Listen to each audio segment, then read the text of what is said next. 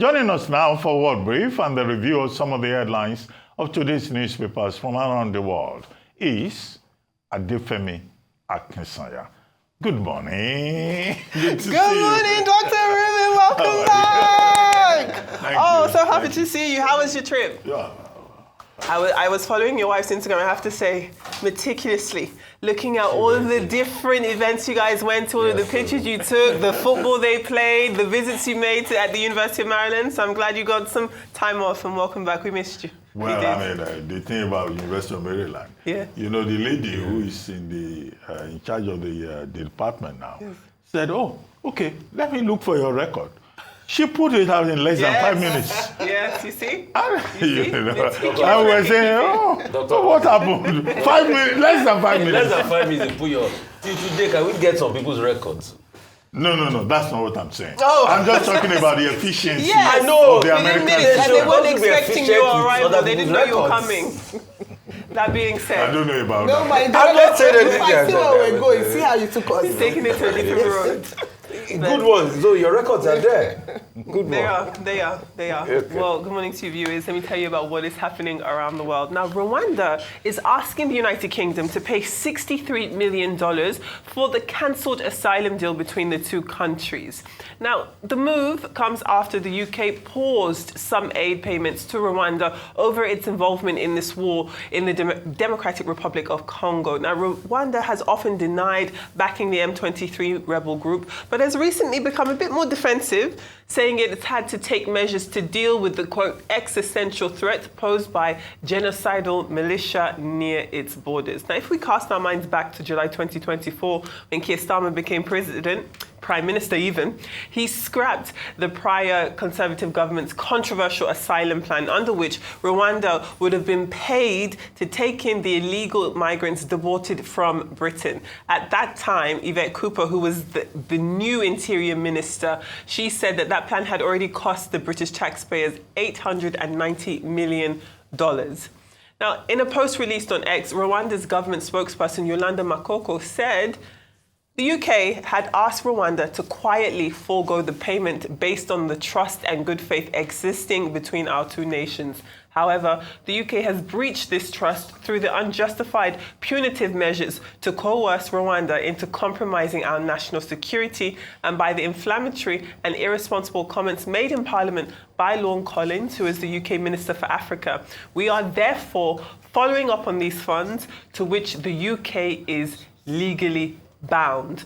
Now, it is looking unlikely at this point that the United Kingdom will agree to pay, but we will keep our eyes on it. Now, staying in the UK, but now shifting towards Nigeria, Nigeria's Foreign Minister, Yusuf Tugar, has outlined Nigeria's foreign policy priorities and the government's strategy for international engagement. Now, he spoke at Chatham House in London, during which he talked about Nigeria's diplomatic agenda, which prioritizes strengthening international partnerships, expanding the country's influence in multilateral institutions, and asserting its role as a key player in global governance. As we know, Nigeria does have aspirations for a permanent seat on the UN Security Council and a place within G20. So, Nigeria continues balancing strategic alliances with Western partners while reinforcing their ties with BRICS and other emerging economies. Now, the fractures within ECOWAS were also discussed. Let's take a snippet.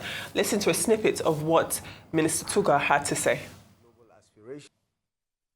We've reached out to Burkina Faso, Mali, Niger on many occasions. Every time we offer an olive branch, they use it as a stick with which to beat us. But we've shown that ECOWAS has a distinct identity and that for all its faults, it has made progress that will leave those on the outside literally and figuratively poorer for it. We've seen the departure of French and US forces from the region with varying degrees of reluctance.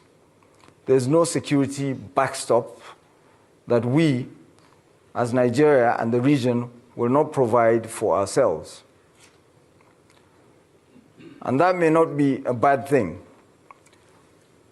But don't for a moment think that the Russian private security companies or the jihadist groups in the Sahel that are taking the place of the French and the Americans lack ambition.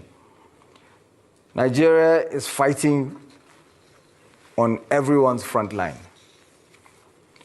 We take our responsibilities seriously.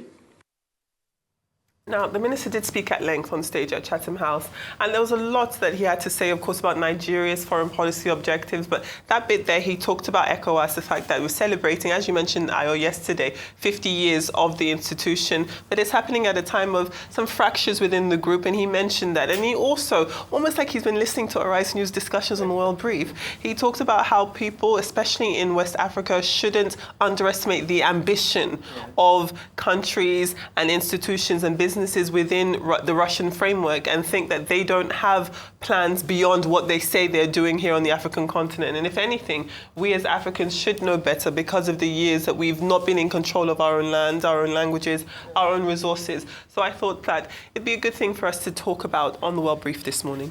Yeah, I mean, Femi, very apt what Tuga says.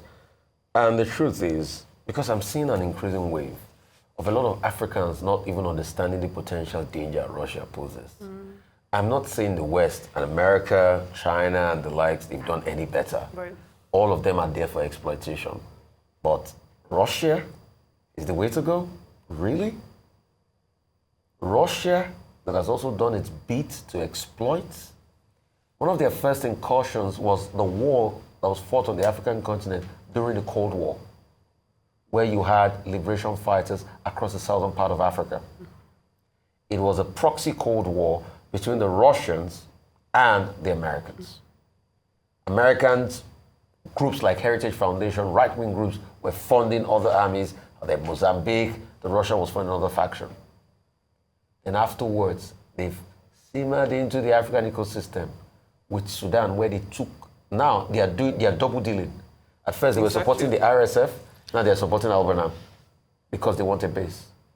So our West African brother, and that's why he was saying it, that we need to understand what is going on as regards our own geopolitics, and we need to protect ourselves. And it's very spot on. And no better place to say than Chatham House. And also, for the Africans that are increasingly spreading Russia propaganda, they should be careful. Because Russia is seeping into the African continent with its own talking points, which are not necessarily in the interest of Africa. Like I always say, the true liberation of Africa will come from Africans. It will not come from Russia, it will not come from America, it will not come from the United Kingdom or any other place. So we should be careful. And it is sad for me that at the time they were celebrating the 50th anniversary of ECOWAS, all of this is happening. And you're having recalcitrant leaders. But also, it's an indication of the parlor state of democratic governance in those countries. Because if you didn't have sit-tight leaders that cared about themselves alone, that's not going to happen. As regards Rwanda, the main context behind all of this is because of the fight in Congo. Yes. Prior to this time, anytime Rwanda starts emboldening these M23 rebels, the UK believes they can take, the oomph out of them by not giving them money. This money, yes, there's a legitimate claim to this money because they had a prior agreement and they said they were going to pay based on the immigration state that Rishi Sunak brought about that never worked. But it's also a way to be able to defund Rwanda so that they don't continue to attack Congo. The war is raging on. I think they've passed up from Bukavu the other day and they're making more inroads. Bukavu the other day. And they're making more inroads up, which is a sad one in Africa. And that's why a lot of people say this word, I hate to use it, but it's a sad reality, that where logic ends, Congo begins. Because that's exactly the case of, I don't just understand. Congo with so much mineral resource, so much capacity, cannot just get its acts together. Everybody is there playing in that mineral field. Everybody has an armed group on the other. Hope you know that M23 is not just one armed group. It's a coalition of many rebel groups, pockets of groups coming together. And that's what Congo has become. But it also goes back to bad leadership that was supported by the Western America. The likes of Mobutu Sese Seko Kuku was a banger, who America was supporting all these years. It was said that Mobutu at some point told the Congolese people that if you think my government is not enough for you, go to Goma and look for mineral resource. That's what they're doing today. When will Africa be free? When are we going to think? We don't think. All right, let's stay on the Rwanda issue. And some people have said it's a cop-out by the United Kingdom and that this is just a convenient time and excuse for Keir Starmer to say that he's no longer going to fulfill the obligations of the agreement.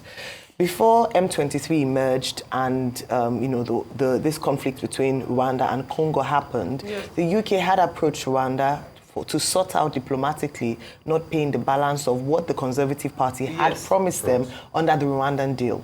And the reason for that is because the Keir Starmer's first move was to cancel that deal. I'm talking about that because I remember, Dr. Bati, you spoke about that Rwandan deal extensively when Keir Starmer started with the merits and the demerits and the outcry, especially from human rights organizations, Amnesty International and the likes. And so when Labour came into power, one of the first things they did was to do away with it. However, an agreement had already been reached by the UK and Rwanda to pay a certain sum of money, about £240 million, and in terms of AIDS, up to £500 million.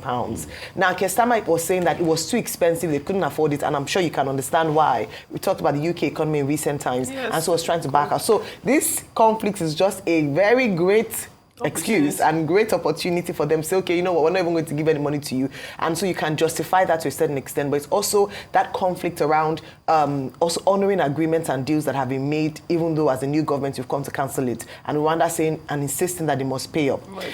Another side to this story with regards to the deal is that whilst they're doing away with the Rwandan deal, Keir Starmer is saying he's interested in Italy's approach to asylum seekers and immigration.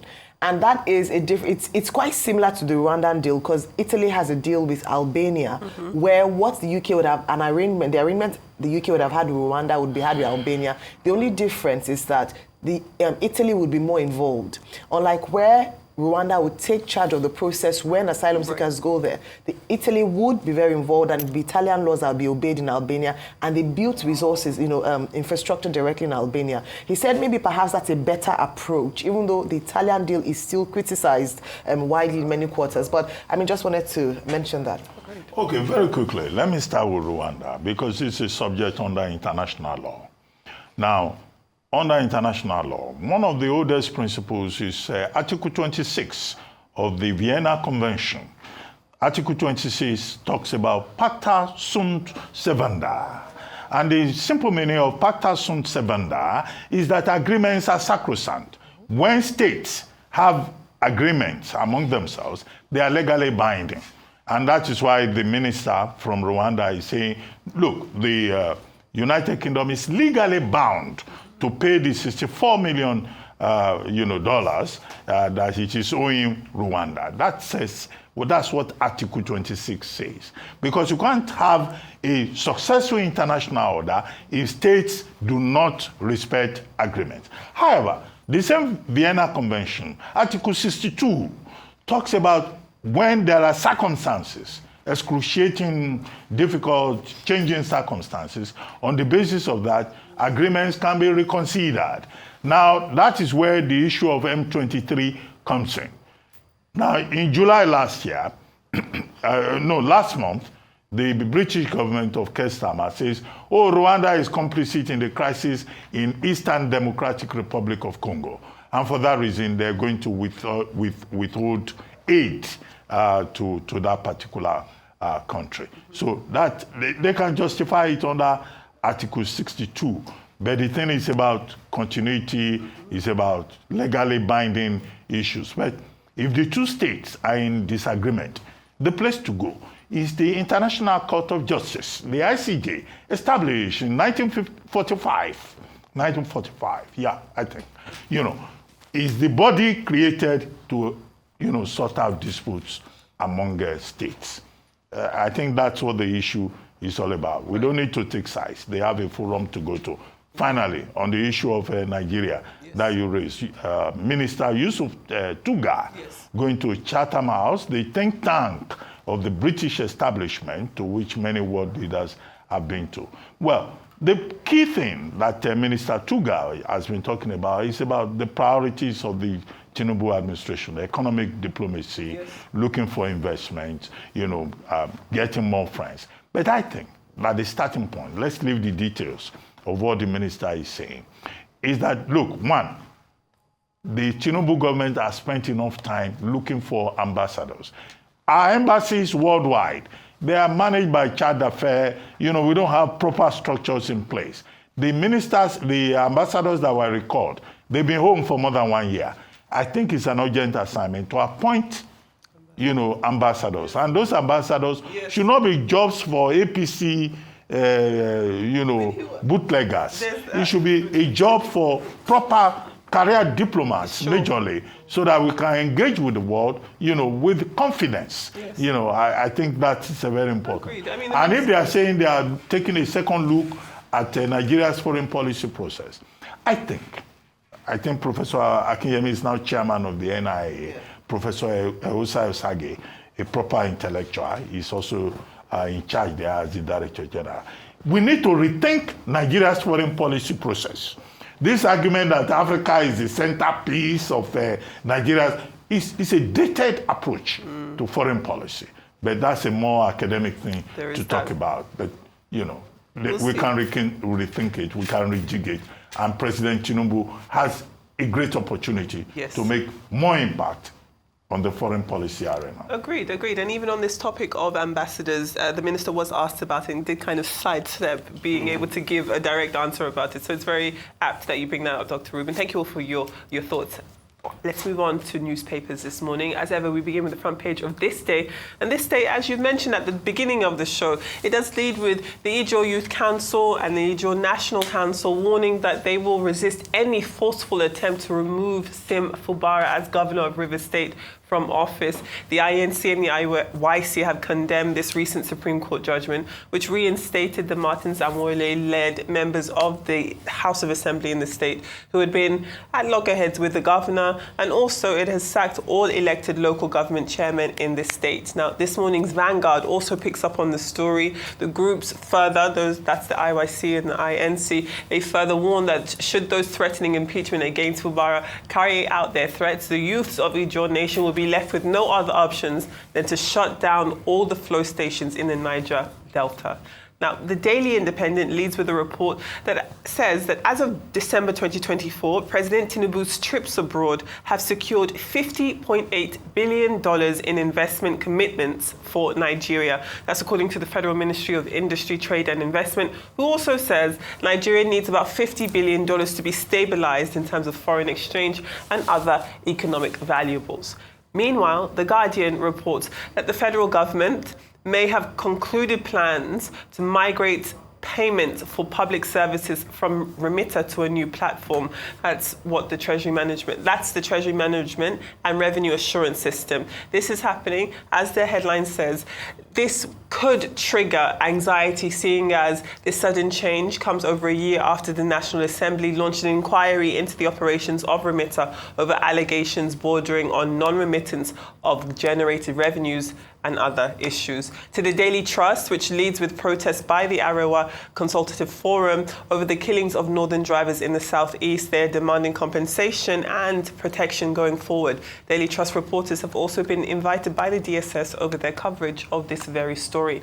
Let's move on to United Kingdom, and the Financial Times, as well as the UK's Guardian this morning, shows that it appears Ukrainian President Volodymyr Zelensky is bowing to the pressure as he says Ukraine is ready to reach a deal with the United States over minerals. Now, the Mirror picks up on British fury after J.D. Vance, the US Vice President, said the United Kingdom hadn't fought a war in 30 or 40 years. Oh my God. He said so, he did. What rubbish. But yes. Rubbish. But we know that's not true. I mean, if we're looking at Iraq and Afghanistan, we do know that, of course, UK troops in support of America's ideals did fight in these wars. So that's very interesting. And then finally, the Daily Mail has Meghan, Duchess of Sussex, on its cover for her highly anticipated Netflix series. It went live yesterday, I believe.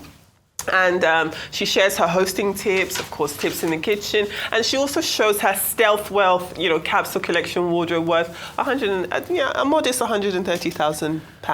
I'm not surprised that J.D. Vance is spreading this propaganda and lies as always. He says he was in the National Guard, but doesn't know that the Americans fought, the British fought alongside them. But the funny thing is, Kemi Badenoch couldn't even make a comment. She was like supporting him. That's how atrocious that lady is. Thank you so much, Adefemi. Always and a pleasure. Really interesting slant to J.D. Vance's rhetoric, but interesting. Thank you.